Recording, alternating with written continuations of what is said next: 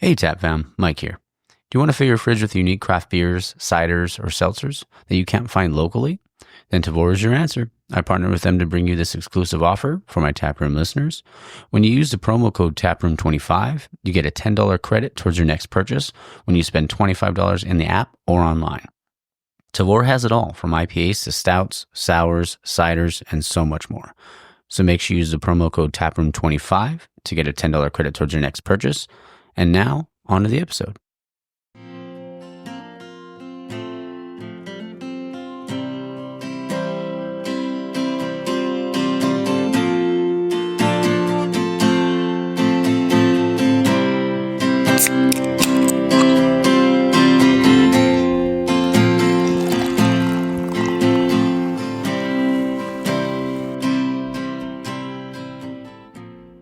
All right, and we're back. This is episode 97 of the Taproom Podcast, and I'm your host, Mike. Oh man, it's been a Sunday. Woke up early, started doing some editing, and just got back from having breakfast with my pops. But yeah, it's been a fun weekend. But before I get into all that, this episode is with my brother Jake Riley Davis at Wild Riley Supply on Instagram.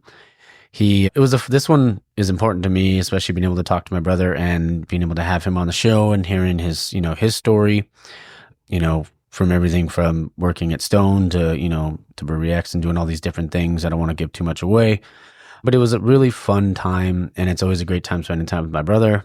Yesterday, we got to go down to Level Up over in Montclair to see Luis. We actually shot a little Christmas video there for the podcast, so I'm pretty excited for you guys to see that. It's going to be funny. I'm going to be editing that today, so it'll be out on Tuesday. But yeah, no, it was a fun weekend. There's a lot going on. The college football playoffs happened. Notre Dame won. Penn State just rolled SMU. Texas beats Clemson, and Ohio State just dismantles Tennessee. So man, it's going to be an interesting, fun time. Excited for those, for that, and when the playoffs continue, it's going to be pretty wild. I'm excited for those games, and we'll get into that in a sec. So I got the lines pulled up here. We have Penn State and Boise State. Looks like Penn State is favored by 11. So man, that's a pretty high spread. A lot of these are pretty, let's see here. Oh, the next one, we have Texas and Arizona State. Texas favored by 13.5. Texas was really good yesterday too. And then we got Ohio State and Oregon. Ohio State favored by 2.5.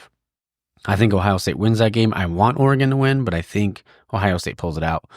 And then we got, these are obviously early lines too, but we have Georgia and Notre Dame. Georgia's favored by 1.5. That is a tight line, but it's exciting. It's going to be really fun to see how that all plays out. Notre Dame looked really good.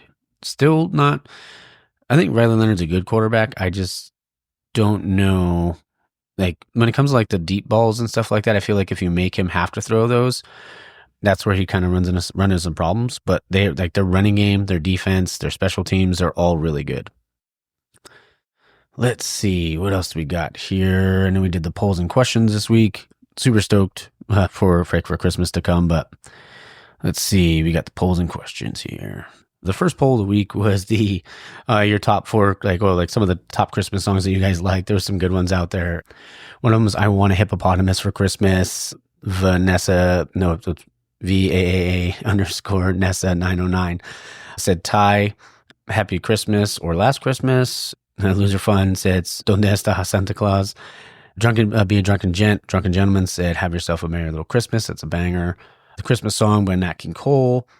Snow Miser, "All I Want for Christmas," that was Chew.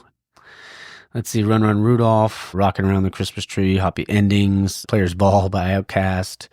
There was a DMX one that Rob from LA Aleworks put on there.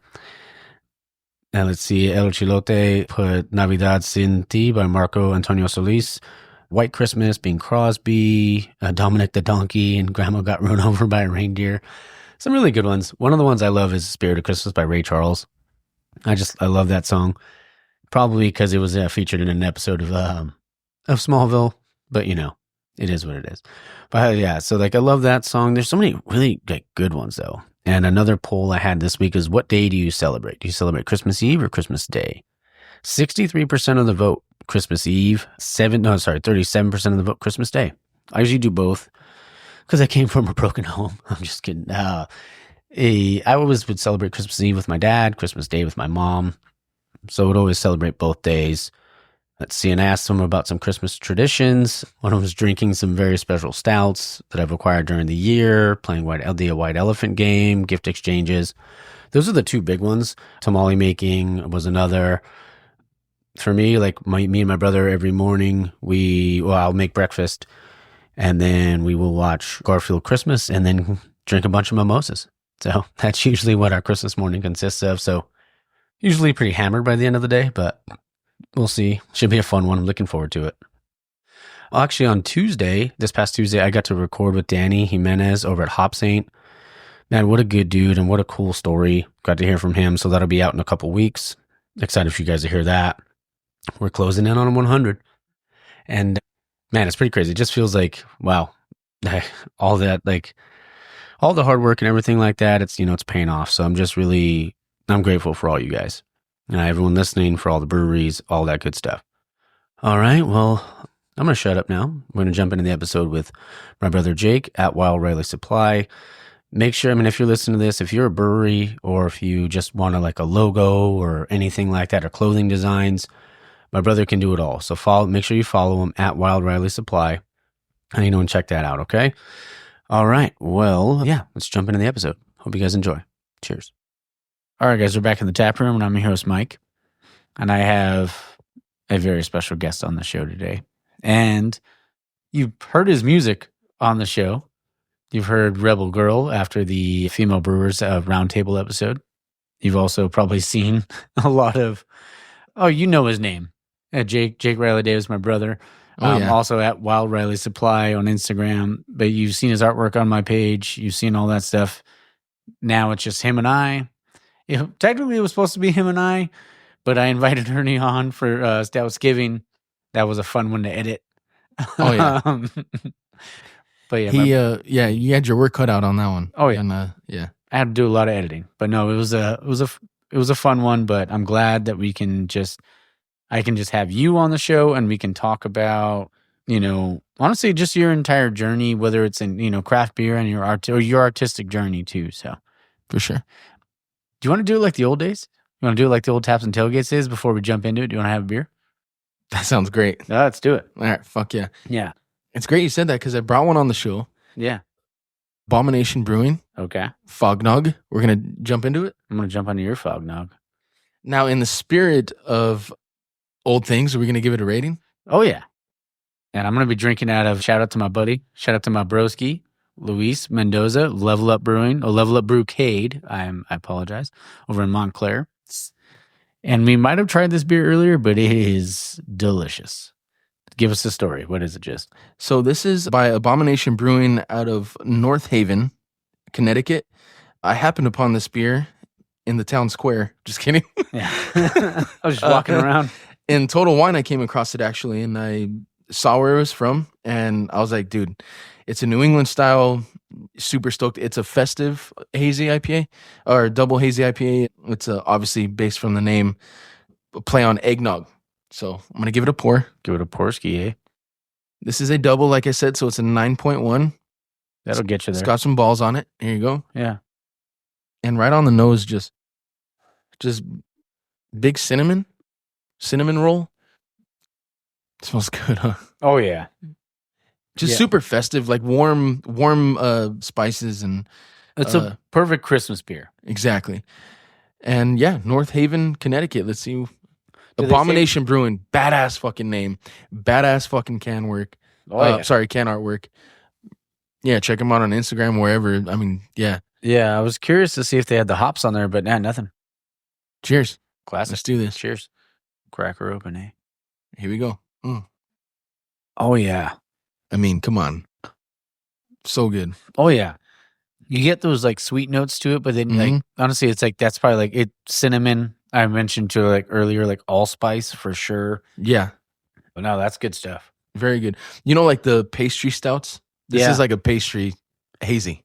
Honestly, yeah. That should be a new category. Yeah. I mean, I feel like that's a solid way to describe it. Yeah, it is. It's full bodied, just like a New England style. And the flavor to go with it. But honestly, it doesn't feel super heavy either. Like, I don't feel like it's like sometimes when you have to, like, there's some hazies out there that are thick. Yeah. Yeah. This one's solid. Yeah. I like this. I like this a lot. What happened? Nothing. T. Laughing at me. Yeah, T's T-Dog. Can we explain that we had some patio beers? Some patio beers? Patio beers prior to this. Yeah, we had some crow. This is going to be a great interview. Yeah, we had some patio IPAs. Yeah. And also had the special number 2 from Dario. Shout out to my dog. Oh yeah. No, this is great though. What would you rate it? Yeah, for a double IPA, double dry hop, by the way, as well. Yeah. From the East Coast, I feel like they got so many bangers. But for what this is, dude, this is a fucking 9. I was gonna go with the ABV. I was 9.1? 9.1. Yeah, nice. Solid. I like that. It's freaking great. It's great. It's very solid. Yeah, if you have a Total Wine around you, obviously we can't just go straight to the source and get it over in North Haven. Unfortunately, yeah. But yeah, if you have a Total Wine around you and you have a chance to pick one of these up, definitely do it. Like, it is really, really good. And it's a festive, like, it's festive. It has the spices. It has all that stuff that kind of reminds you of Christmas. Exactly. Yeah. And they also have a series. They have the Fognog, which is the OG one. They have a gingerbread fog, which is more gingerbread spices. Yeah. And they have another one that I'm forgetting the name, but yeah, it's like a whole series, which I would love to get my hands on some of the other ones. But this is what I would call this kind of beer. Like, not the actual name of the beer, but like, it's Christmas time. You want to sit around a campfire or like a bonfire or something like that, or fire pit. This is the kind of beer you're drinking. 100%. Warm you up. 9.1, so it'll get you all fuzzy. Oh, yeah. So you know it's good. And we'll do one more drink here. Yeah. Solid. So when it comes to like craft beer, Jizzy. Yep. What was the beer that got you into it? Yeah, so I don't think there was just like one beer. Yeah. I think it was just like an ensemble. Yeah, I think it was just like the craft beer itself. Like, yeah, the excitement of trying a new beer, or, coming across a beer that you haven't tried before, and, it may not be something you like, and then you figure out that you struck gold. Yeah. So yeah, I don't think it was one specific beer. I think it was just the whole adventure of trying a bunch of different beers in craft beer. Yeah, it's kind of like when you first start out, you want to you try one that you like, and then it makes you want to go to other places. Which is like, yeah, I totally get it. Like, and I've told this story on the show before. I remember calling you when I was at Stone after I tried Midas Touch, and I was like, "This is the greatest beer I've ever had in my life." And I was with Brian and Mike Hawk. Yeah. And yeah, I remember that day vividly to this day. Like, remember that being, because I just, don't get me wrong, it's not that I didn't like Stone back then, but my palate wasn't ready for it. But yeah, for sure. It was, especially in those days, Stone was very, very aggressively hopped. Oh yeah. Like, the IBUs are like 99 plus, and old school Stone was like that. Like, yeah, the OG Ruination, they're like, and that's kind of like what's cool about them is they were like, this is how we're gonna hop beer, and this is how we're gonna do it. And if you don't like us, then it was fizzy yellow beers for wussies. Exactly. Yeah. Until they made wussy Pilsner. Yeah. But at least that was cool. Like, they realized yeah, we got to do it. Yeah. Because that's the way the industry was. But even going back to, what you're saying, just and I mentioned too about how just finding different things, but maybe you find one and that just sparks something in you. Yeah. For sure. What, how did, so obviously, and we know you work for Stone and stuff like that, but tell us how, because obviously I know you wanted to get into craft beer, and I'll edit that part out after. Let's go 3, 2, 1. All right. So you started working off at Stone, and tell the listeners how you started your journey, because obviously you loved craft beer, but you wanted to get into it. How did that all come about? So yeah, the journey starts in my early 20s, 2010, 2011, when I started to get into home brewing.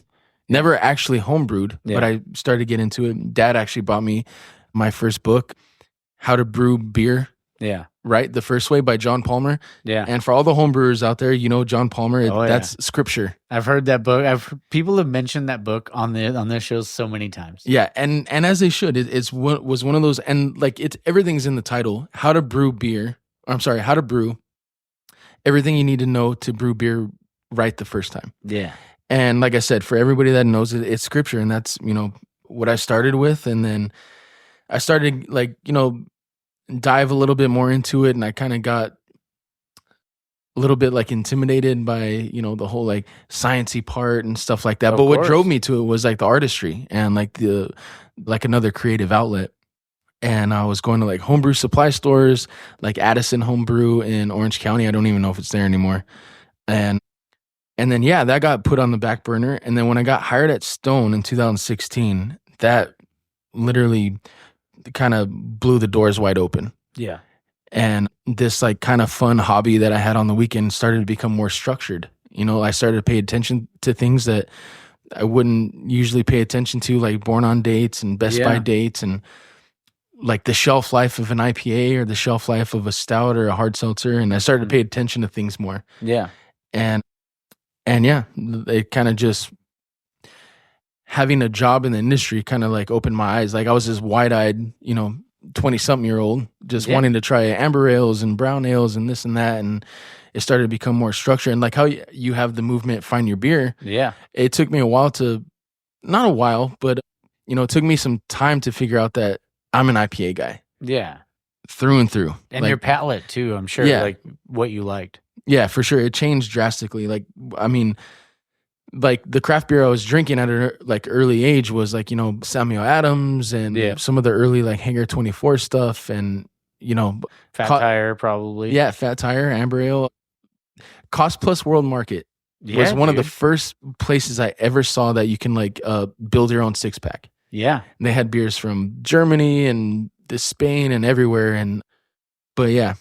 We would go there all the time, and we would get I would get like the Samuel Smith, the oatmeal stout, and I would get great beer. Yeah, but it's honestly still like so underrated. I feel like when it comes to stouts, like, it does hold up. Yeah, but like I remember what was the double chocolates, Young's, double chocolate stout. Yeah, you were big into that one. Oh, dude, all the time. But could I drink that now? Maybe, I don't know. and that was a Cost Plus beer. That was like Delirium, the one with the elephant 100%, on it. Yeah, but that was craft beer to us back then because there wasn't all these bottle shops that are everywhere now. Yeah, and the boom in it. So, but getting the job at Stone, literally, that blew the doors open for me. Yeah, I mean, you started doing that because I remember like you wanted to do like the designs for them and stuff like that, like because obviously you have a creative mind and you're like a great artist. Like then eventually you had to transition and you decided to to go elsewhere to Brewery X. So like tell us about how all that came about.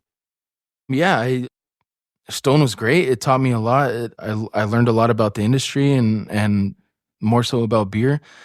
But I kind of hit a wall and I needed a change, and I was desperate for change, and an opportunity presented itself to work for a brewery that was actually closer to me. Yeah. In Anaheim, Brewery X. And I took the opportunity and I also learned a lot there too. Like I thought I learned a lot at Stone. Holy shit, when I went to Brewery X, I learned a whole lot more because I was able to do can labels and actually use my artwork and so oh no, sorry. I was just gonna say that's like what I was gonna get into, like about like how you got to do the can artwork there. Like that was because that was always the dream of yours, obviously. Yeah, for sure. It has been a dream of mine to.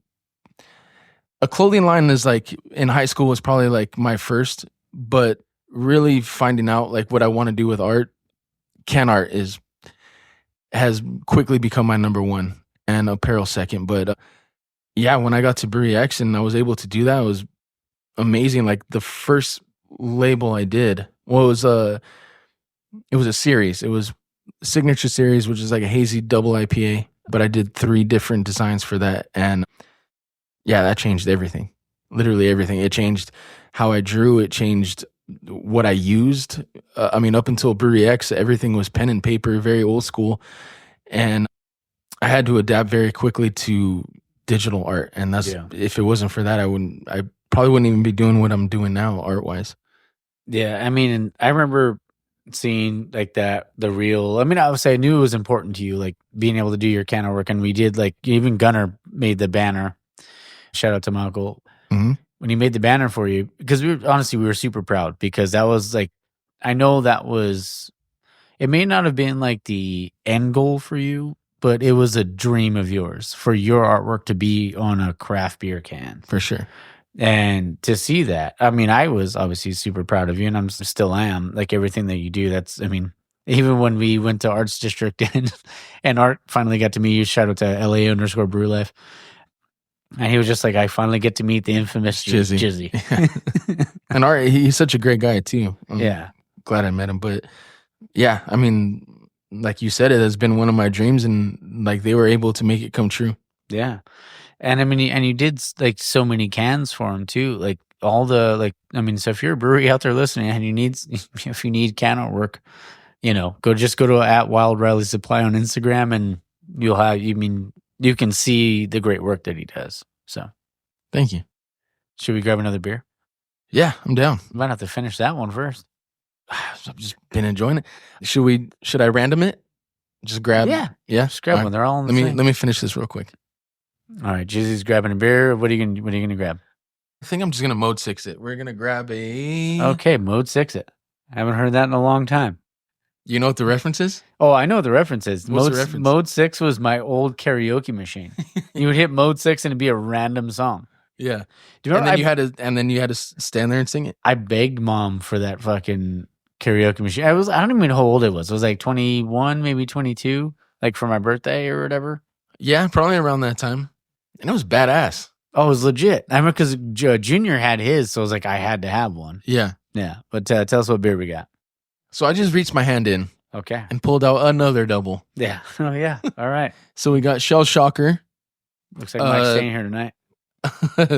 TMNT inspired Teenage Mutant Ninja Turtles inspired can by Tortugo Brewing Company. It's a double West Coast IPA coming in at 8.5%, 16 ounces of ooze. And we're going to crack it open. Yeah. And, this is something for the Ninja Turtle fans out there.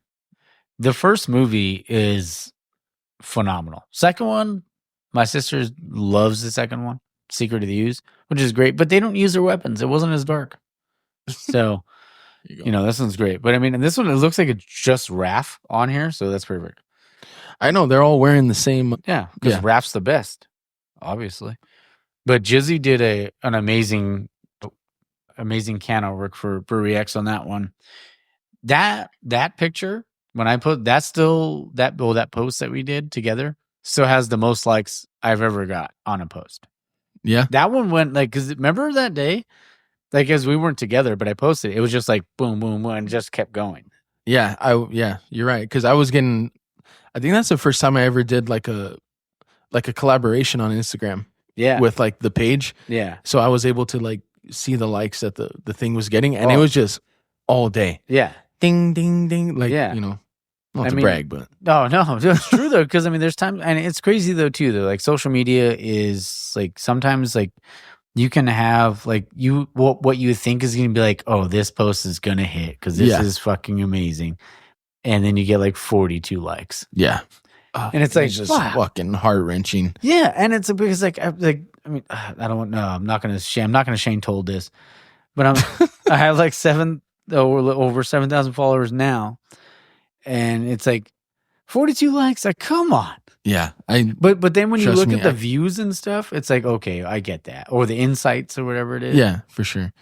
But like you said, you're super proud of something and you worked really hard on it, and it took you hours to like edit it, and then you put it on there, and it's like how you said 42 likes. Like, really, dude? Yeah. And then it's like none of you guys are doing this. Yeah. And then then there's another thing I'll put out, and it's like I spent 30 minutes on it, and it gets like 3,000 hits or whatever it is, and it's like, come on, the fucking algorithm, man. Oh yeah. But the shell shock. Yeah, let's do this. So double West Coast. 8.5. What's a Strata Nectaron? It's got the hops on there. Strata Nectaron and Motueka. Oh, and it's supposed to be like a little splinter down there. Oh, that's sick. Nectaron. Yeah. Love Nectaron. Yeah. Anything New Zealand for me. Cheers, brother. Cheers. Oh. Mm-hmm. Yeah. Yeah, that'll get you there. You know what? The fates chose this beer for a reason, because this is the perfect West Coast IPA to clean up Clean the palate. the thick eggnog double that we just had. Not shitting on that beer. Love that beer, but this is like, got the bubbliness to. Yeah, you got to cleanse the palate. Yeah. No, that's good stuff. Wait, we giving this a rating? Yeah, let's do it. I'm going for one more. Hold on. It's under 5 seconds, so you can't sue me. West Coast double. I mean, this is an 8. Did you see where they put the government warning on the billboard? On the little billboard behind it. That's fucking sick. And honestly, if you're a listener and you think, what's that bitch's name? Tina laughed. What's that bitch's name? They got the blue bandana. Oh, are you talking about Donatello? No, that's purple. Leonardo. Yeah, if you're a fan of that bitch. Do you know they're named after artists? Yeah. What does Marshall say? He's like, are you a fan of Leonardo, Donatello, Raphael, Michelangelo? So then you're a fan of the Teenage Mutant Ninja Turtles. No, but yeah, I mean, Raph is the best. And if you're not down with that, I got 2 words for you. And that's out to Nav. Because I'm sure. I was going to say, I think Nav would argue that. Well, I'm sure Nav will listen to this episode. Doesn't listen to any of my other episodes, but he'll listen to this one because you're on. I hope so. But one day we got to do a throwback episode. The 3 of us. Down. And we can get Carrie J on if he wants to jump on too, but that'd be fun. Carrie J. But I mean, I love that can artwork, and I love the one that you did, and I love the obviously the post that we did. But when it comes to like the artwork or any any type of like just feeding your mind, or like your mind gets going, or something, like we talked about hiking earlier off air, something that makes your mind just like something clicks, and you're like, what inspires you the most? So yeah, you kind of nailed it when we talked about hiking. I would say, honestly, probably the biggest thing would be nature. And more specifically, like anytime, like, if we're at the beach, like we do or whatever, that inspires me. And you can even see it in the artwork. There's like, sometimes I had like leaves and floral things and trees and shit. And so, yeah, I think being out in nature inspires me. But honestly, there's so many things that are inspiring that it'd be hard to just like pinpoint one or even a few. I will take the time to say that one of my latest designs, one of the t-shirts I just did, the 2 flowers intertwined. Yeah. That was inspired by a poet. Her name is Whitney Hansen. Okay. You can find her on Instagram, Whitney Hansen Poetry. She does these super cool reels where she'll say, like, in English we say, I still love you. Okay. And in poetry we say, and then she'll go off on how you say I still love you poetically. And she does all these reels like that. And it just came up in my feed. I was, I guess, a part of that algorithm. And she had set a line that was similar to the one that I had used. Yeah. And yeah, I was like, I'm going to do something to that. I want to do something to that. And I sat down at my desk that night and I fucking drew that shirt and that design. That's great. So sometimes inspiration hits you when you're not even looking for it, And yeah, it's so true. Sometimes I do look for it. Like I'm constantly like, fuck, dude, like I have a block right now where I'm not thinking of anything and everything I'm drawing right now is shit. And I need to find something for clarity. And sometimes when you're looking for it and you're forcing things, it's not the way to go. But that was very organic, and a t-shirt came out of that. So yeah, that's pretty cool. I love that because I'm not artistic in the sense of like of drawing, but when it comes to like stuff like this or like the show or recording or whatever, or just honestly just taking picture of a can, I'm like, fuck, I want a picture of this can, but what can I do? Like what can I put this in front of, or stuff like that? Like I love that part of it. Yeah. But sometimes I'm trying to think, like racking my brain. Like, I remember when you and I were talking about the one from Unsung, and I used the fucking, not parchment paper, the wax. Oh yeah. The moon one. Yeah, the moon one from Unsung. Sorry, Mike. XPA? No, that one was the Starman. That was the one I took on top of Gunner's pergola. But the other one was the green one, and I had to like I was trying to think of something to use to get a picture of it. Yeah. Just like, but like I couldn't think of anything. I was like, and then I tried to put fucking flour on it and whatever else. Well, it looked pretty cool. No, It looked like the surface of the moon. Yeah, and then eventually, like I was like, and I saw the wax paper. I was like, what if I crumple it up? Yeah. And do that, and then take the picture with like in my little bookshelf in my room. I just took all the books out and then like made it all dark in there, and then did that. Yeah. Like sometimes like that inspiration just hits. Like you don't really know like what's what, and like there's times where you like there's times where you send me your stuff, and you're like, hey, which one do you like better, this one or that one? And I'll send you pictures of a beer that I'm trying to take a picture of. Like, which one do you like better? Yeah. But it's like, but that's even though like technically we're in the craft beer community, but we can still like. That's what the craft beer community is like in a nutshell. Mm-hmm. People reaching out to people and being like, hey, what do you think of this? Or hey, what do you think of that? Yeah. And when you have that kind of collaboration, and I'm so obviously super grateful because you're my brother and we can do stuff, like that, and we can bounce ideas off of each other.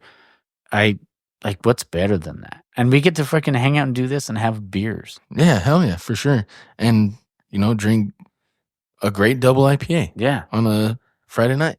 Shell shocker. Did we rate it? Oh, I don't think we did. I gave it, yeah. Oh. It was I think. I don't think we did. No, I gave it an 8, I think. I don't think we rated it, dude. No? I don't think we did. I'd be right there with you, though. Yeah. Yeah, it's solid. It's an 8. Very, very high score. Great double West Coast. Fuck. I wish I remembered the line in the original Ninja Turtles when he's just like, fuck, I know Michelangelo says it, but never pay full price for pizza. Oh, no, never pay full price for late pizza. Something like that. Whatever.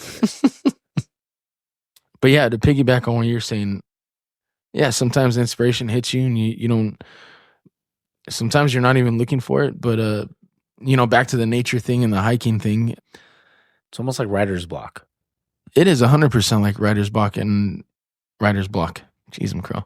Close enough. And but when you're out there, it's like this like mental wash, across your head, and then you come home and it, you put things together a lot easier. Oh yeah, no, for sure. Like there's times where I'm just sitting at home and I'm not doing shit, and then I have to take Morgan for a walk, and I'm like, oh wait, so like you see one little thing and it inspires you. Yep, 100%. Yeah, I mean, or it could be a book, it could be a leaf falling off a tree, it could be anything. But I mean, if you kind of just get yourself out there and not, not have to worry about that stuff. All right. Obviously, now you have your company, Wild Riley Supply. Oh, on Instagram, it's the same thing. WildRileySupply.com. When did that kind of train start going? Like, when did that thought process? Yeah, so it goes back to March of 2020. And I was still at Stone at the time. And I used to draw a lot on my breaks. Yeah. Excuse me. And I sat down one day in the break room and I was drawing or whatever. And I had this idea. I had this vision of a palm tree kind of like bending in this like hurricane wind. Okay. And this is before I knew of Lost Winds, by the way. And probably before Lost Winds was a thing. Yeah. And I had this idea of this palm tree, like, kind of bending in this like hurricane wind to signify like the wild part of the name. And then I just kind of added Riley because, for a tribute to Dad. And then it's also my name as well. And I sat on that logo for so long, this like palm tree and this hurricane wind and the name Wild Riley. And after that, I kind of just workshopped a bunch of different names and different logos and stuff like that. And some are cool and some were shit. And I kept coming back to that name. Yeah. I kept coming back to that name no matter what. And I was like, you know what? I'm just going to stop fighting this. It's going to be Wild Riley. And it meant a lot because, like I said, it's a tribute to Dad and it's a part of my name. And excuse me. And yeah, it just worked. Yeah. And one of the, obviously, Dad being a huge part of our lives when it comes to the water. I feel like the water was always a big part of our childhood, whether it was him taking us out there, whether it was like bike riding to Balboa on the beach or taking us surfing or anything like that. Yeah. And like something like that obviously will stick with you. Yeah. For your entire life. Like those core memories, not to like quote Inside Out from Disney or whatever, but I mean, it's still like you have those core memories, like whether it was getting a donut, and going on a bike ride or getting to the beach early before all the Howleys got there. Just kidding, Howleys. But no, Shoebies. But just being able to have like, that sort of stuff. And obviously dad being as artistic as he was. Yeah. Or, he's probably still doing his thing. Yeah. He's about 7 butt heavies in right now. Yeah, probably. Yeah. Remember when he said, he's like, I got sick of salmon. I had to have a cheeseburger. Oh yeah. When he was he was pescatarian. Yeah. He's like, he's old school, man. He was like, yeah, I need a cheeseburger. Oh yeah. And like, I mean, but that was dad though. Like he had his, his sense of humor and all that sort of stuff. And best friends with Steve Martin, back in the day. Yes. I have the yearbook of my dad in middle school and Steve Martin in his grade in 8th grade. Yeah. Anybody who wants to fact check me. Oh, for sure. So like you starting Wild Riley, but like deep, like, from the deepest parts of you, like what does it mean to you? To me, it means, so dad always told me stories about, him growing up, obviously, in Orange County in the 50s. He was born in 45, so in 55 he was 10. He watched Disneyland being built. He was always that kid that was throw caution to the wind. Oh, yeah. Kind of fearless. So, like, if he was riding bikes with his buddies and they came across a hole in the ground in some orange grove, and they'd be like, oh, I wonder how deep it is. Yeah. And dad was the guy like, I'll jump in. Yeah. That kind of like fearless throw caution to the wind, because that wasn't the kid that I was. Yeah. I was an overthinker, fucking worrywart. I would be like, well, I don't know. Yeah. What if something happens? And I always admired that about him. And there's something admirable about being that way, about having no sense of fear and throwing caution to the wind. And he even, implemented that in surfing. Yeah. And, I can either bail on this wave because it's looking a little too big, or I can fucking sack up and have the ride of the day or the ride of the year. Yeah. Or the ride of your life. Yeah, that matters. Exactly. And it was that sense of where the wild part comes from. Yeah. That's where I kind of got that idea from, because it was always so admirable in him. And then the Riley was just the connection between the two. Yeah. Between me and him. And that's where that's 100% where the name comes from. I feel like sometimes, like, and I used to talk about this on the other show before I stopped doing it, was just fuck being afraid. Like there's a lot of times where you feel like in life where you're like, oh man, like, do I take this risk, or am I willing to just gamble on myself? Yeah. And it's not easy to do. No, like it's very easier said than. Oh yeah, definitely easier said than done. But if you're willing to do that, if you're willing to take that risk, and if you're willing to just be like, you know what, I'm going to bet on myself. Honestly, like 9 times out of 10, it works out. I mean, and I just feel like sometimes like people want to like, and I'm not trying to quote George Strait because he's the king of country, but no, that's on record now. But like, we're not here for a long time, dude. Like, we're not here for, in an infinite amount of years. We're here we're here for a purpose. Find that shit. Like, fuck being scared. Fuck being like, oh, like, because you know what one thing I fucking hate is, like, I get it. Like, work sucks, right? Like, if you have a 9 to 5, work sucks. But if you can like find something to kind of what's the right word? To supplement. Like, you can hate your job, but you can find something else to do on the side to just fucking have fun with. Yeah. And like, to be able to create something out of that and to create a business like you're doing with Wild Riley, like I'll support you till the day I die, and everybody listening knows that I do already. But like, fuck being like, oh, I don't want to oh, I hate my job, I hate this. Like, fuck that, right? Like, Just change it. yeah, because Yeah. what would Dad fucking quit his job, or lost his job just to be able to go to San Francisco with you guys? Yeah. Yeah, right. Like, Yeah. and he didn't he was just like, fuck it. I told my kids I'm taking them to San Francisco, Yeah. and he fucking did it. Yeah. To me, he's like, I made a promise. I made a fucking he made a conviction, and he was willing to do it and to stick it out. Like, to me, like, what's better than that? Like, and that's you. That's what you're doing right now with all the great designs you're doing. And I'm not just like saying it because you're my brother. Like, there's been a bunch of people that are like, oh, fuck. Like, your brother puts out fucking good shit. Like, to Well, me, thank you. I appreciate that. Yeah. What's better than that? I sit at my desk all day and I'm like, this is shit. This color palette is shit. This line work is sloppy. Yeah. I think that way about the show all the time, but I always equate it to the brewer's mentality when the beer's never good enough. Yeah. Like, you can make a gold, like, I was talking to Ian the other day and he says, yeah, we won 3 medals at WBC. No big deal. He's like, but what he says, like the brewers thing is like, we just want to win one. Yeah. But then he got his brewery's name called 3 times at WBC last year. Or this year, technically still. I mean, man, like, and he's still like, fuck, I can make shit better. Yeah. That's that mentality. It's never good enough. The artisan. Yeah. And you have that in you, like, where you want like you're not like too proud to be like, oh, my shit's already good enough. You ask me, or you ask Nav, or you ask, other people, like, what do you think of this, or what do you think of that? And if you're willing to kind of do that, then yeah, that's how you grow. Yeah.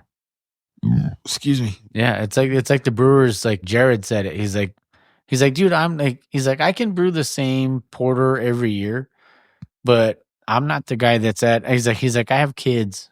He's like, all these, like, my assistant brewers don't. They go out to all these different breweries, and they look at whether they drink it, they listen, they talk to brewers or whatever. And they realize, like, fuck, maybe I'm kind of set in my ways. Maybe I need to expand. And one thing about you is, like, no matter what part of your life you're, whatever you were going through in any part of your life, you were still willing to be like, ask for advice. Mm-hmm. Yeah. And that's what it should be. I agree. Yeah. Sorry, I went off on a little tangent there. You're good. I'm just super proud of you. That's all. I appreciate that. Yeah. Another beer? Yeah. Okay. Oh, gotta love that sound. Very few things in life sound as good as that. Oh, yeah. Fresh beer. Crackling bacon. Yeah. Nice crispy bacon. So, yeah, this one is by, excuse me, 8-Bit Brewing Company. This is the Highlands. This is a double dry hop hazy IPA coming in at 6.5%. Brewed with Crush and Crush Cryo hops. Seen a lot of Crush lately. Yes, sir. It's been the fad, it seems like. It's not a fad if it sticks, but... Yeah, well, now that it has a name. Great, yeah, exactly. Great artwork. Always love 8-Bit's artwork. Yeah. I'm going to pour the majority of this, Mike. You get the tail end. Okay. Just kidding. Here you go. No, it's fine. I'm going to get some more tomorrow. Let's see. Right on the nose. Oh, yeah. Oh, yeah. Smells kind of tropical. Oh, super, yeah. I don't know. Got some nice head. Yeah, is it just me? A little tropical in the nose. Cheers. Cheers. Jump into this great hazy color. Oh, yeah. Wow. Yeah, they didn't miss on that one. That's good. We were ranking this one? Yeah. What do you give it? What is it? what's the ABV? 6.5? Brushimo will probably always be my favorite. Yeah. Or God of War is great. God of War is great. For me, it's Brushima, and then it's... When it comes to hazies, yeah. For sure. No, I have Sauron. Oh, yeah. Dude. That was good. The Jurassic Park one was great, too. Yeah. Pillars of the King. That one might be my favorite. The West Coast. Hell yeah. I'll tell a quick story if you don't mind. Yeah, go. About Eye of Sauron by Yeah. 8-Bit. It was a couple St. Patty's ago. I can't remember which one exactly. It was a couple St. Patty's ago. I was just getting over being sick. Like, dude, I was bad, like bedridden, whatever. And I jumped the gun. I was like, St. Patty's Day came around. I was like, I'm fine. I can drink again. I'm good. Yeah. And I had 2 4-packs. I think that you got me or Gunner got me from 8-Bit. Yeah. The Eye of Sauron, which is a sour double IPA with like pomegranate and blueberry, very dark beer. And I got fucked up. I got fucked up on St. Patty's Day by myself. And I fucking sprayed the bathroom with purple vomit. Been there. Yeah. And T was pissed. Yeah. And yeah, it was St. Patty's Day because I was trying to jump the gun. Like I thought I was cool. I was like, dude, it's St. Patty's Day. You need to fucking shake out of this sickness. Yeah. Like there's no way I'm gonna miss St. Patty's Day. You weren't gonna get down with the sickness? Oh jeez, bro. But there was no way I was gonna miss another one because COVID stole my that one party that we were gonna throw. Yeah. And yeah, so I had 2 4-packs and I got fucking, I think I am Sauron. If I'm not mistaken, someone can call me out. I think it's like 8.5 or like almost 9 or something like that. Probably. But I got fucked up off of those. And sprayed the bathroom purple. It's good beer. Yeah, it was great beer. Yeah. And I stand by this, still a great beer. Hey T, can you come over here? Could you tell us about the Eye of Sauron puke? Oh, it was the day. It was the St. Patrick's Day when Navi came to celebrate, and I was already asleep because it was like 5:00. Yeah, but I don't remember you spraying the. I mean, you could have. Okay, maybe I exaggerated. Maybe it wasn't like the walls in the sink, but it was for sure. Exaggerate, but I'm just saying, like, I don't remember you puking that much. I know you got sick, and yes, I remember coming home, and Ivan was just in the living room. Because everyone just walks in the door, which is totally fine. And I was racked in the out. living room, and I'm like, I come home, and I'm like, oh, hey, what's up, Nav? And then I was like, where's Jake? He's like, oh, I thought he was with you. And I'm like, no. And Jake's passed out on the bed. Glass is all like twisted. And I'm like, hey, it's like 4 PM. Your friend's in the living room. It started too early. No. St. Patty's Day, I get excited. Oh, yeah. Father. I'm just kidding. No, it was a joke. But yeah, I get a little excited. Like St. Patty's Day is my Christmas. Oh, yeah, I know. You started, like, you sent something not that long ago in the group chat, or mine, me, you, and Knob's group chat. You're like, it's getting closer. Yeah. Yeah. And it's like, dude, 172 more days. Yeah, something like that. But yeah, I love St. Patty's Day. Just the whole aesthetic behind it. And, me and Mike listen to a lot of Dropkick and Flogging. Dropkick and Flogging Molly and the Tossers. And we don't need a holiday to celebrate the Irish music we listen to, but it's the only time of the year where it's like, okay. Oh, yeah. To blast that kind of music. Because you blast it in fucking November like I usually do. It's like, Well, when I lived in the back house, we blasted it a lot. Yeah. We blasted it a lot, and we drank a lot of Jameson. Exactly. And I agree with that. As we should. Like too much Jameson. But in March, specifically on the 17th, it just makes more sense to blast that kind of music. But I'll blast it all year round. Oh, yeah. Question, though. Yes. Do you think I could still last from what, okay, let's take it back. So, like, from now till, when did I move into the back house? Like 2012? Yeah. Let's say, like, prime Mike, 2014, pounding bottles of Jameson. Prime Mike. Do you think that guy? Do you think I could still match that guy? No, you don't have a shot. I don't think I do either. I'm not even trying to be a bitch. I just think you don't. No offense, Mike. No, but I've lost this. I mean, I don't think you have I went back into craft beer, and then I kind of dipped off of whiskey for a while. 2012, 2013, Mike. Oh yeah, would tuck this Mike into bed. Oh yeah, no doubt. Yeah, I'd probably call him a little bitch. Yeah. With a double Del burrito and maybe a water bottle, and he would go all night. I probably wouldn't have eaten. No, I'm saying now. Oh yeah. Oh now, yeah. Nowadays, yeah. Like Morgan's got to get some French fries. Yeah. I got to get like at least 2 Del Combo burritos, maybe a couple soft tacos. Not soft tacos, hard tacos. Or that one weekend when he came out in nothing but a sweatshirt. Been there. Yep. Yeah. That's what I'm saying. I don't think you got any more, Mike. Yeah. See, like, and that's the thing. The taproom fam the tap fam probably doesn't know. I mean, I've told a couple little stories. They don't know the wild side. Oh yeah. Well, fuck, who sang that song? Take a walk on the wild side. I don't remember who sang that. Whatever. The Steppenwolf? No, that was. Nah, I can't remember. It was in Rockstar, the movie with Mark Wahlberg. Great movie. Yeah. I'm trying to think of, I can't remember, because I know I drank a lot of whiskey back then, but. You did. We also go, like. We filled up a bin. I say we also go, because I was thinking of Pataskala. That was. Great beer by Stone. Yeah. Red IPA. That was like, you would have like a couple, because I mean, breakage. And I'm throwing the finger quotes, breakage. Yep, breakage. And, yeah, you know what? And you bring up a great point by bringing up Stone again, because I never actually gave credit to the guy who got me the job. Yeah. Dusty Dinkelman, our cousin Justin Searles.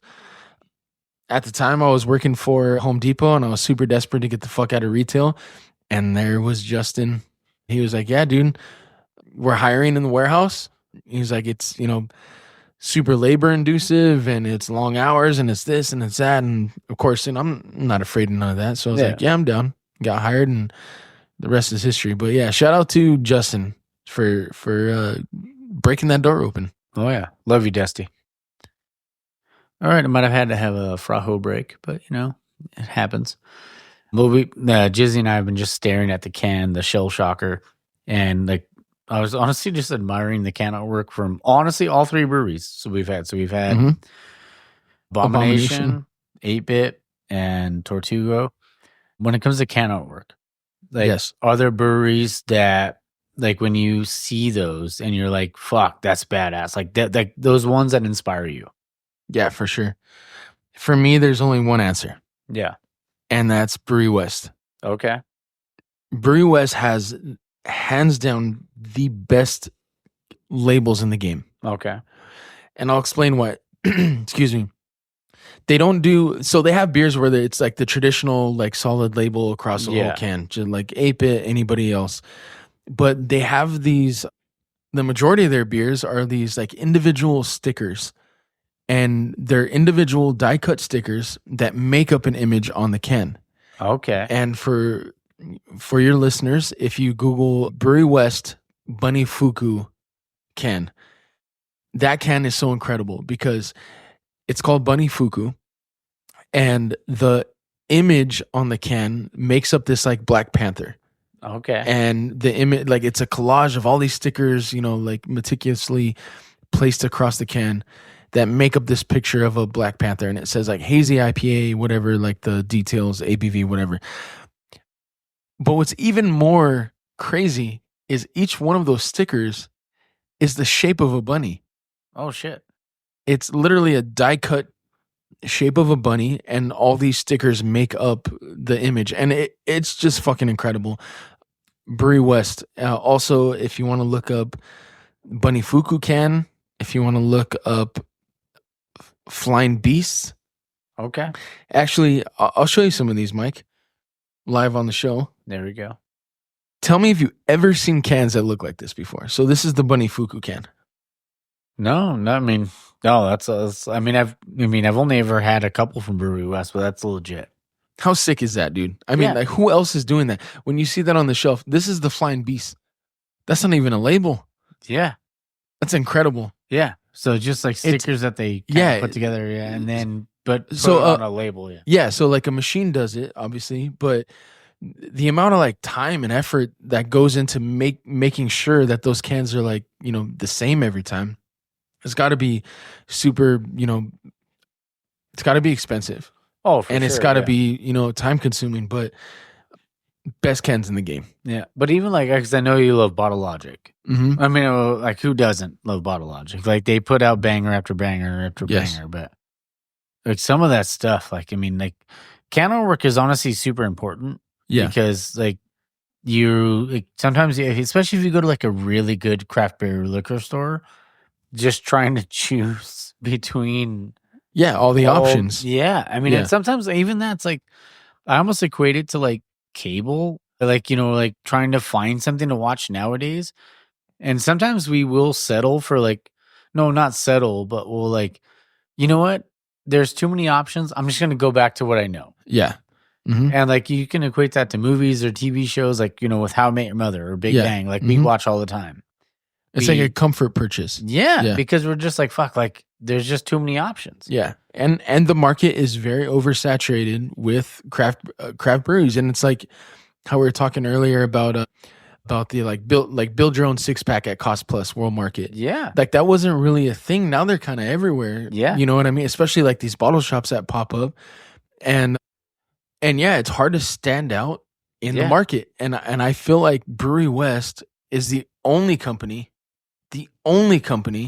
that is doing stuff like that. Yeah. Like that is actually like pushing the border on what a fucking beer label is. Yeah. Some of these aren't even labels. Some of these are just meticulously placed stickers that make up an image. Yeah. And I really stress for your listeners to go check those things out because it's incredible. Like even if you're not into craft beer, it's just a great piece of art to look at. And and they're nailing it. And I can't name another brewery that is doing stuff like that. Yeah. I mean, and I know there's like other breweries out there, say that inspire you, like Bottle Logic and like, Monkish, or not Monkish and stuff like that. Obviously, Monkish is its own thing and they make phenomenal beers, obviously. If you guys ever want to be on an episode. Yeah, and I'll be on that one too. Yeah. But I mean, there's so much great can artwork out there. It is really hard to just like, fuck. Yeah. And a lot of times it comes down to nostalgia too. Mm-hmm. Like, as hard as it is to kind of like to choose something, sometimes you're like, oh, that has Jaws on it. Yeah. I'm gonna buy that because it's familiar. Oh, it's Star Wars. Yeah. I'm gonna do this. Yeah. Sometimes it's great. Sometimes it's just okay. Mm-hmm. It depends. It depends on the brewery and stuff like that. You can have the most phenomenal can artwork, but sometimes it's just not. Like not what you were expecting, I guess, is what I'm trying to say. Yeah. And it's very important because from the consumer standpoint, they can't see what the beer is inside. Yeah. They can't taste what the beer is inside. So like your label should tell the story of what they're going to fucking buy for $25.99 for a 4-pack, Like there should be something that draws them to it. And just make yourself like distinct. I guess like just something that like will you make you want to grab that out the shelf.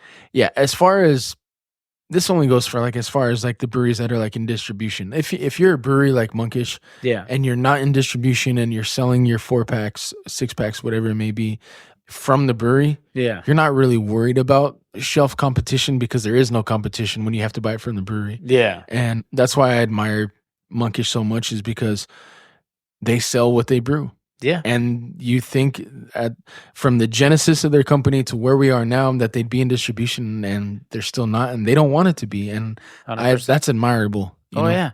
Oh, dude, like to keep the artistry alive about it. Yeah. Is like when it comes to like beers, like Ism, they put out bangers, but they're not easy to find. You may have to go to the store to find it. It's the same like 8-Bit. Like you may not be able to, like some stores get it, but their distributors are willing to go get it. Yeah. Yeah. Same thing with Green Cheek or all these other people, like all these other companies that don't distribute like that. Mm-hmm. It's like, that's a thing because you're making yourself a destination. And if you want our latest can release, go fucking get it. You got to drive your ass here and get it. Yeah. And Frogtown too in LA, like I see them sometimes in certain places, but outside of like their niche area, I don't see them as often, but they make fucking great beer. Yeah. Yeah. And if you're willing to like, and that's the thing, like find your beer thing, like go fucking get it. Like go to the brewery. Mm-hmm. They go to breweries, go to craft breweries and try to fucking find something that you like and that'll, build that trust and be able to just keep going back and forth. Yeah, for sure. And then it'll make you want to go to different places. Mm-hmm. I totally agree. Just for your listeners' sake, jeez, I'm crow. I can't even talk. You're fine. Just for your listeners' sake, I will pressure them to go Google these cans because they're fucking phenomenal. And I don't think that you've ever seen anything like this in the industry. Brewery West Bunny Fuku is number 1. Brewery West Flying Beast, number 2. and Brewery West Alligator. Okay. You're going to see these cans and you're going to be like, what the fuck, dude? Like the use of negative space, the use of stickers. I mean, they're not even actually labels. It's so fucking incredible. I mean, I can't talk enough. And I'm not just saying that because, you know, whatever they're local, whatever they're like from San Pedro. Like it's something you admire though, because you're you're an artist. Yeah, like their beers are great. Yeah. But the cans are so much better. Yeah. And like that's the thing. Like you can, as much as like you can tell someone to go try something, but for you being an artist, like you loving that so much, I mean, like you gotta like it. That makes it a place where you like, oh fuck, I need, if they're gonna do a special can release, I need to go get that. Yeah. Honestly, it's like Green Cheek. Yep, Green Cheek's in my top 3. Yeah, which is a great segue. Yeah, because what like I was gonna ask you about some of your favorite breweries. Yeah, like so okay, some of your favorite breweries here, and then maybe a brewery or two that isn't in the area but that you like to go to. Okay, so excuse me, I'll start with my favorite breweries here locally. Okay, top 3, real easy. If you're Kike or David listening to this episode, you probably already know the answers. Am I starting with number 1 to 3 or 3 to 1? Whatever you want to do. I'm going to go number 1 to 3. I'm going to go Monkish. And you know what's crazy is they're all kind of like in the same area. Monkish, number 1. Number 2, Green Cheek. And number 3, Bottle Logic. And they're all in the Orange County area except for Monkish. The OG's in Torrance. But Monkish has an Anaheim location. Bottle Logic is in Anaheim. And the Green Cheek is in Orange, but it's like 7 fucking minutes from Anaheim. Those are my top 3. Okay. Hands down. Like when it comes to just, I want to go to a brewery to have a good beer, like a amazing beer. Those are the places I'm going to go. Yeah. If we're talking atmosphere, that list is going to change. But for just beer by itself, that's where I'm going. Oh, for sure. What about some that aren't in OC? There's one that sticks out in my head. We took a road trip up to Seattle one time, and we stopped in Portland. We stopped along the way at a lot of places, but we stopped in Portland, and there was this brewery called Cloudburst, and I swear this place was like a renovated garage or like a renovated like auto body shop. It had the roll-up door. It had all that, and there's like home brewers that sell their beer. And then there's Cloudburst. Yeah. it's a very home brewery kind of that's sweet feel. Like you just renovated a garage, you slapped some chalkboard paint on the back wall and drinking buddies and drew a tap list. Yeah, exactly.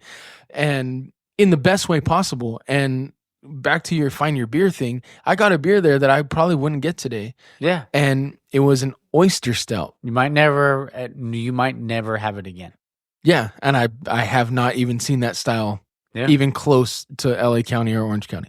It was an oyster stout, you know, given that it's Portland, it's very, you know, foresty, beachy, cliffy, whatever. Yeah, it was an oyster stout. It was kind of like salty, but in a good way. Like, you know, how like a peanut butter filled pretzel is like kind of salty and savory. That it was that kind of feel. Okay. You know, and it was great. And it wasn't a beer I would usually get, especially nowadays. Now that I found my beer, I don't have to find it. I found my beer. I'm an IPA guy. Yeah. That beer was fucking incredible. And it was this like renovated, like I said, it had a roll-up door. That was the entrance, and it was called Cloudburst. Now they probably have like a second location, and they're fucking probably huge or whatever. But yeah, that's probably like my hidden gem. You know, it's funny that like you said, like you found your beer, but I remember like when we went to Arts District, and we were talking to Alex, and obviously Art was there and stuff like that, and you weren't a Kolsch guy, but then you tried that Kolsch. Yes, both Kolsches, and then that raspberry one that we had. Yeah, the raspberry that was a sour. Yeah. But still, like you found, like, because you weren't a Kolsch guy and you had 2 Kolsches that were like, fuck, those were actually really good.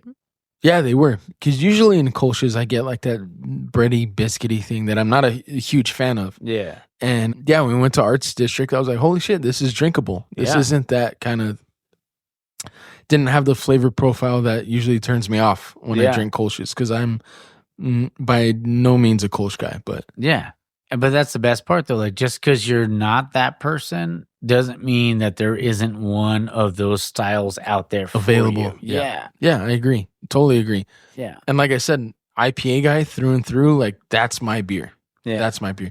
Hazy IPA, unfiltered IPA, murky IPA, foggy IPA, West Coast, whatever you want to call it. I'm an IPA guy.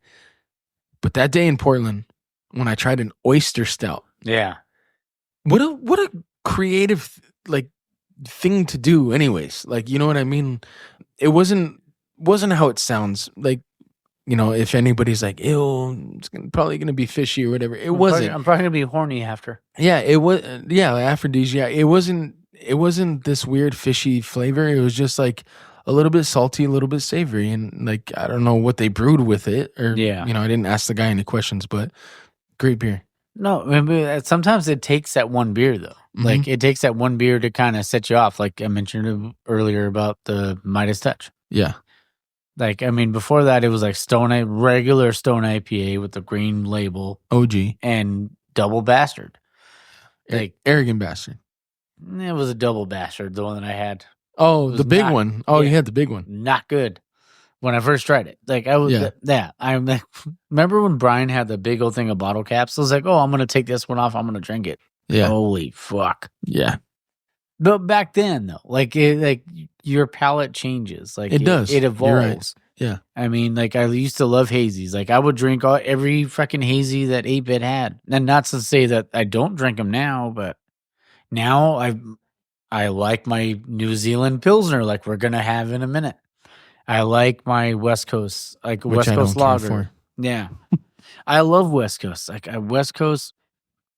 Like even just like a pale lager, like you don't even see like just a pale lager, not an IPA, just a pale lager. You don't see those as often.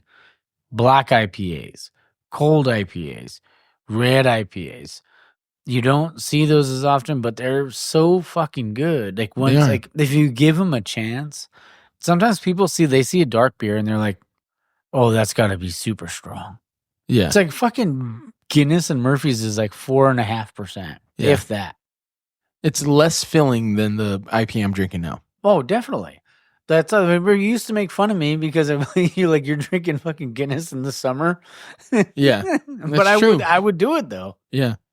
Because it's like, dude, it's like it's not as filling as it looks. Yeah, because it's black. It's just because the fucking malt was roasted. Yeah. That way. I mean, you know. Yeah. I mean, like to me, it's like just get out there and fucking try something different. Like, you know, whether it's like a style you like or not, just go to a different brewery, try something different. Have a good fucking time, because that's what I feel like breweries kind of get. They oh, this is like a bar type atmosphere, but it's not. Yeah. Yeah, you can take your families or your dogs to a brewery. Yeah. They're very, especially nowadays, they're very, you know, family oriented, pet oriented. They even have like fucking dog treats and dog bowls and shit Morgan's like been that. to Brewery X 38 had of that shit. I mean, Yeah. it still does probably, but Yeah. She's been to 38 of them. And we went to fucking Judge and like, shout out to Brandon Winokur. Guy makes his own dog treats out of the leftover grain nice. after the mash. Hell Like, yeah. what's better than that? Like, you get to, you know, do shit like Upcycle. that. Yeah. Fucking, yeah, I was gonna say something bad. Okay. Well, should we do one more beer? Let's do one more. All right, new beer coming in hot. Oh, you hear that? You hear that crackling sound? Here we go. I'll pour mine right into the mic. Here we go. Yep. Oh, it didn't sound as good. Mm. Mm-mm-mm. I'm going to let you say it. Oh, It's yeah. a collab, too. So this one is Ghost in the Remedy. This is a 8-Bit and Black Plague collaboration. This is a West Coast Pilsner coming in at 5.5% with Simcoe Cryo, and Rawaka. Yeah, collaboration. It's a sweet Black can. Plague. So we got San Diego and San Bernardino County, Yeah. right? Is that Murrieta? Is that San Bernardino County? Yeah, I think so, Whatever. yeah. Close enough. Hell yeah. Let's do it. Cheers. L'chaim.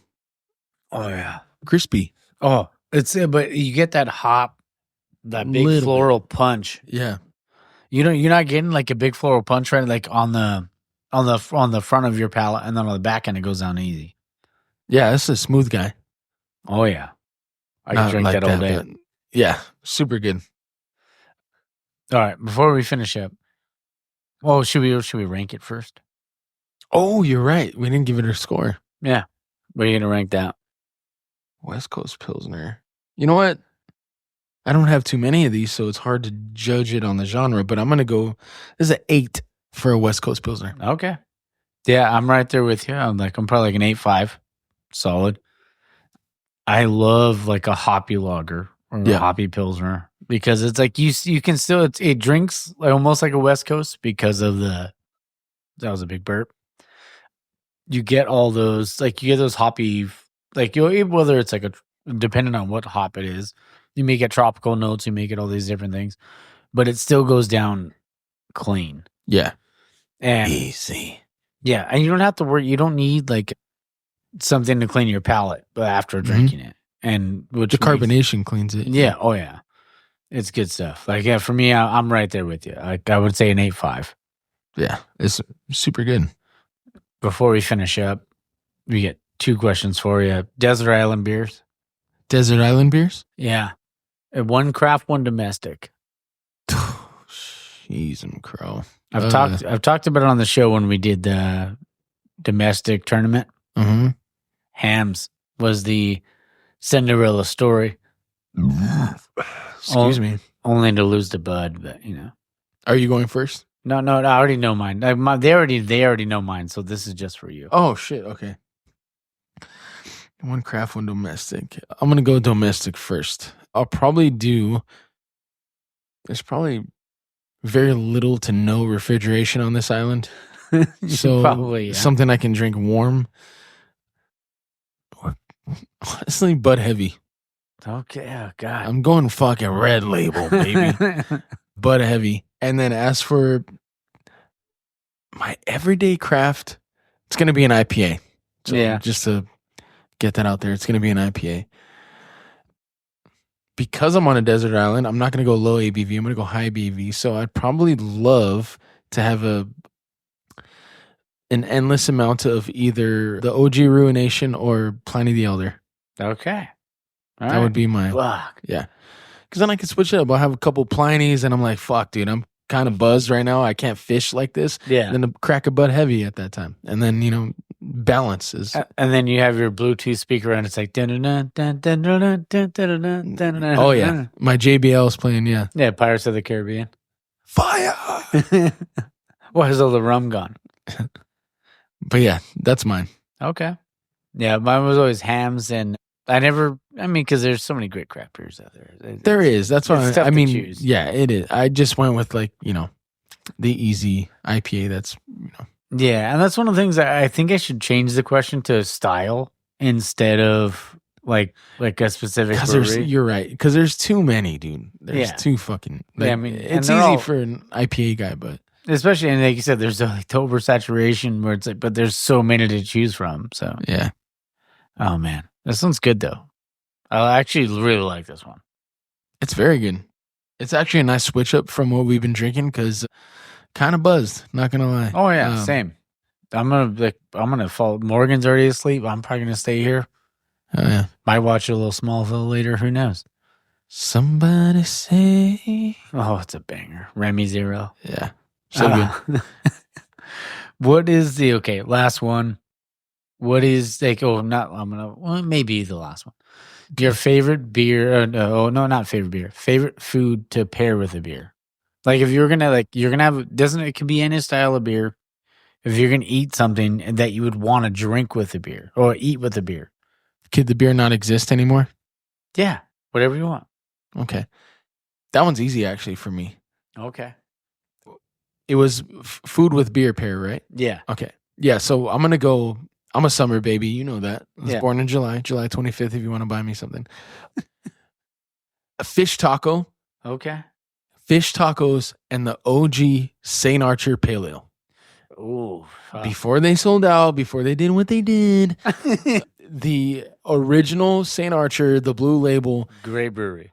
Mosaic. Great brewery. And not only that. Blue Label or Green Label? The Pale Ale was the Blue Label. Oh, okay. The green was the Mosaic. The green one was their standard, just like regular IPA. That wasn't the Mosaic? The Mosaic was like a 22-ounce bomber, Oh, or maybe that's what you're thinking of. But yeah, if you batter your fish in St. Archer Pale Ale, and then you have a crisp, cold St. Archer Pale Ale to drink on the side, there's very few things in this life that PB&J, peanut butter and chocolate, yeah. and people might say fish tacos and St. Archer Pale Ale. There you go. I'm telling you right now, and it doesn't even exist. You can't even buy it anymore, so I don't even know why the fuck I'm saying it. But that combo right there, fish tacos and St. Archer Pale Ale, or St. Archer to piggyback on what you said, the Mosaic IPA is actually phenomenal. 9.2%, it's a double. They go together like lamb and tuna fish. Exactly. And Right, I love me a good lamb and tuna fish, but yeah. Dude, do you prefer spaghetti and meatball? it's very tasty. Fucking Big Daddy. It's But- a good movie. But if I'm going with, to be in all fairness, if I'm going with breweries that are still in existence, I'm still going fish taco, Okay. and I'm probably going with whatever West Coast IPA rotator that Pizza Port has at the time. Okay. Well, if Secret spot or whatever it may be. if you had to choose between tacos, wings, and burgers, Okay. what would you choose? Tacos, wings, burgers. Yeah, with the beer. Oh, you're a fucker. Yeah. Burgers out quick. Okay. Yeah, I can see that. Burgers out quick. Too heavy. Too heavy. It's gonna Can I guess what yours is going to be? Yes. 'Cause I'm So guessing- you know burgers out. Yeah, I'm Too guessing. Yeah, it's wings for sure. Like the spiciest wings that they have. And then number 2 would be tacos. Right? Tacos. Yeah. Okay. You're 100% right. Yeah. 100% right. I'm a spice guy through and through. Carolina Reaper, Pocky Chip, One Chip Challenge, done it, been there, got the t-shirt. No big deal. But I am a huge fucking taco guy. Tacos are great. Tropical taco, like fish taco, shrimp taco, whatever. But yeah, you're 100% right. It'd probably be wings and then taco naso. Oh, because My I fish tacos y michelada. Yeah. we love our spicy stuff. Yes. Like- Hands down. The spicier, the better. We've done challenges. I mean, Yeah, we've done our own challenges. that are even out there. But we've done the ones that are out there. The Yeah. Pocky One Chip Challenge. Yeah. You did 2 of them. I ate 2 chips. yeah. That's something to be proud of. That's something people put on headstones. It felt like somebody stabbed me in the stomach. Yeah. I was ready to be hospitalized when I did the Pocky One Chip Challenge, but I fucking did it. It was not the ramen one we did though. That was stupid. Absolutely stupid. And this was before like all like, the ramen challenges were out there. Yeah, there was no Bulldog 2X extra spicy. There was buy no that shit on Amazon. Yeah, there was none of these fucking mukbangers out there on Instagram, which I do love watching, but they weren't there. Dude, we were doing stupid shit. Ghost pepper extract. Give a shout out to Navi for getting us the Yeah. oil, Yeah, the ghost shout out- pepper yeah, ghost fucking pepper oil, oil that we fried Nav. the chicken in. Yeah. Can I, before we log off, can I give some shout outs? Of course. That I want to give some shout outs? I'll do it all. I'm not a shout out guy, but there's some people that, jeez, I'm crow. You hear my Yeah, I heard fucking your wheeze. Yeah. I heard your wheeze. Jesus, it ain't easy being wheezy. I'm asthmatic, by the way. I was born into it. I didn't choose it, and it sucks. But I do want to give some people some recognition for my inspiration. Mike had asked me earlier, and yeah, just Beyond the Ale on Instagram. Beyond the Ale. He's the artist that does a lot of the monkish cans. Okay. Great fucking artist. Great fucking guy. Another one is Crow. I lost my fucking list. You got to be fucking kidding me. It happens to me all the time on the show. Give me 1 second. I always say I should have been prepared, but I'm not. But I think people have come to expect it. I got to fill this. Jeez, I'm fucking Crow. Give me 1 second. Sorry. She's got hungry eyes. Great song. It's a banger, yeah. Great song. Yeah, so Beyond the Ale, like I said, doing his thing for Monkish. Great fucking artist. Another one is, they're like more of like an artist collective, but I've used a lot of their brushes and I love the company and I need to give them a shout out. True Grit Texture Supply. TrueGritTextureSupply.com. They're amazing. They make all the brushes for Procreate and Adobe Illustrator. And I stand by their product 100%.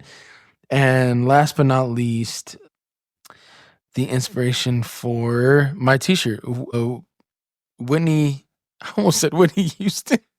Great voice. Whitney Hansen Poetry. You find her on Whitney Hansen Poetry on Instagram. And just, is that Morgan? Yeah, she's snoring, yeah. Yeah. Sorry, you won't be able to hear her when the episode comes out. No, it's all good. Those are the people that I just want to give it a shout out to this week that have really made a impact on me and my artwork pretty recently. So, yeah.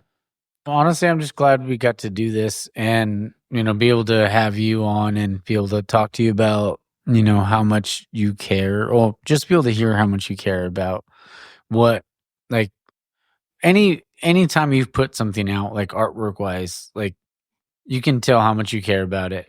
And like, you don't want anyone to feel like when it comes to like maybe somebody else like wanting to start a brewery or anything like that, or you wanted to like do can artwork, like you want to work with them and to be able to create their vision and stuff like that and to be able to put your stuff out there. So if there's any brewery out there listening, Please follow at Wild Riley Supply on Instagram. Go to his website. You can see all of his stuff. And honestly, you can go to on my Instagram. You can see a ton of his stuff too. Yeah, because I will promote my brother till the day I die. And if you're not down with that, I was gonna say I got 2 words for it. I was gonna say follow him.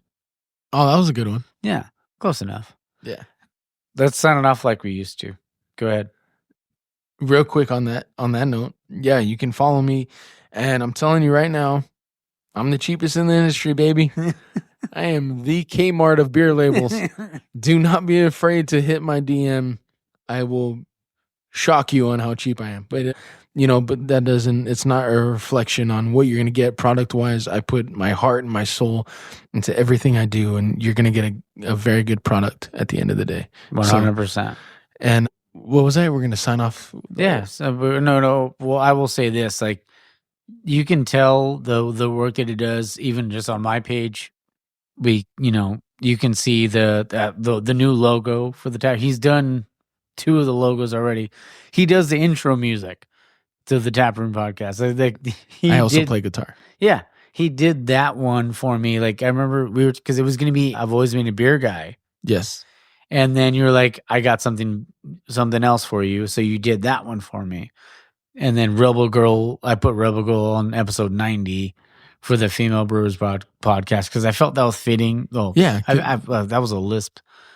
I felt that was fitting because it was like, they're going against the grain. Yeah. Agree 100%. So I will always do anything I can to promote you. But like if you guys are listening, just there's someone here that's going to do it a lot cheaper for you. Yes. And he's going to do it so much better. Kmart cheaper. Yeah. Just kidding. Not Kmart. Because that's. Do you ever seen Christmas Story? Yeah. Yeah. Close enough. Fake announcement. Send me the label the way you want it. I'll do it just how you want it. Yeah. Half the price. He said he'll do you just how you want it. Oh, yeah. Right there on the kitchen counter. Oh. I mean. On the marble. On the marble. Yeah. Maybe we should wrap this up. Yeah, probably. Yeah, let's wrap it up. I'm going to we'll sign it off like you did on Taps. All right. My name is Jake. My name is Jake Riley, and you can stick that in your pint glass. Take the over, bitches. Just kidding. Find your beer, support local, drink local, do all that stuff. And then find your beer. And then find it. After you lost all that money in Vegas? I don't lose a lot of money. I hit last week. I hit for $138. But you're promoting gambling. Oh, yeah. Gamble your life away. If you want to. It's up to you, though. Roll the dice. Who gives a shit? No, only if you're like, okay, don't just do it because like, oh, don't gamble your fucking rent away. Like, I'm not saying that. But like, go out there. Like, if you like sports betting, maybe lay down $10. If you win, maybe lay down whatever you want. 200. Yeah, it's up to you. It's your life. It's all gravy, baby. Your life, you live it. If it bleeds, we can kill it. I was going to end it that way, but find your beer. Cheers. Fuck off. Oh, to quote Barney Stinson. Are you still going? Yeah. Okay. If your friends aren't there to witness it, yeah, it's not legendary. Cheers, Tap Fam. Love you guys. Oh, no, never mind. All right, guys. Well, I hope you guys enjoyed that. Like I said, I mean, anytime I can do anything like this with my brother, it means the world to me. So, I mean, I would appreciate, everybody going out there and giving him a follow on Instagram and checking out his site, checking out all of his artwork. He's done some really badass can artwork. So if you're, like I said, if you're a brewery listening, hit him up, and just, support the community, support your friends, support your family, do all that good stuff. Yeah, next week will be the Feathered Serpent episode. That was a fun one. Really great people over there. And then the week after that will be Danny's, and then it'll be episode 100. If anyone out there wants to do a bonus beer review, all you have to do is just record the audio on your phone and just send me a message, and I'll give you my email. You can send it over there, and I'll add it to the end of that episode 100. Okay? All right. I think that's about all I got. And also, one more thing, my buddy Art, LA_Brew Life. Make sure you go check out his website. Is it labrewlife.shop. And you can use the promo code TAPROOM to get 10% off your order. Again, get out there and support, guys. Anything, every little bit helps, and anything to help support, the craft beer community or anything like that. But yeah, all right, we're going to go ahead and finish it up. Really excited for you guys to see that Christmas video. It was really funny. So remember, get out there, support local, drink local, and find your beer. Cheers.